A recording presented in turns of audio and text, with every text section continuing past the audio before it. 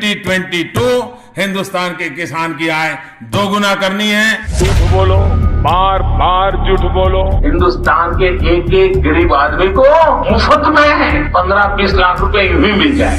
जो भी बोल सकते हैं सब झूठ बोलो। जिस प्रकार से पेट्रोल के दाम बढ़ा दिए, ये दिल्ली सरकार की शासन चलाने की नाकामयाबी का जीता जागता सबूत है। जहाँ भी बोल सकते हैं झूठ बोलो। जिस दिन भारतीय जनता पार्टी को मौका मिलेगा, एक एक पाई हिंदुस्तान की वापस लाई जाएगी। एक ही काम, झूठ बोलो, झूठ बोलो, झूठ बोलो। ये 24 घंटा हिंदुस्तान के लोगों से झूठ बोल रहे हैं।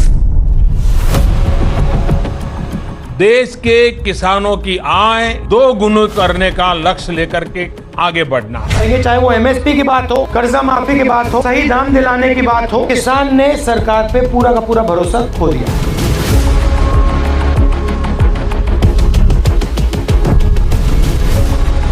मेरे नौजवानों का क्या होगा, मैं पूछना चाहता हूँ। इन नौजवानों को रोजगार मिलना चाहिए कि नहीं मिलना चाहिए? पूरे देश में नरेंद्र मोदी जी ने बेरोजगारी की बीमारी फैला दी है।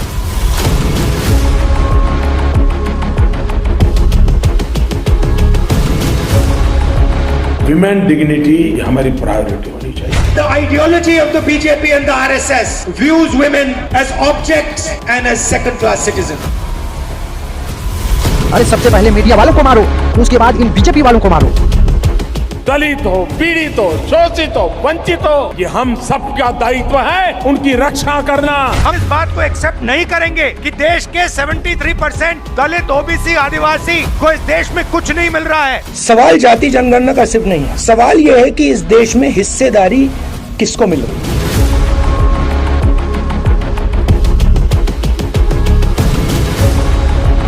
देश में श्रमिकों का किसी एक प्रधानमंत्री पर सबसे ज्यादा हक है तो मुझ पर। लक्ष्य यही है कि मेरे देश के मजदूर का खिलाफ। पिछड़ों को, दलितों को, आदिवासियों को कॉन्ट्रैक्ट लेबर, उनको मजदूरी, बॉन्डेड लेबर बनाया जा रहा है। मोदी की गारंटी का मतलब 100% झूठ है।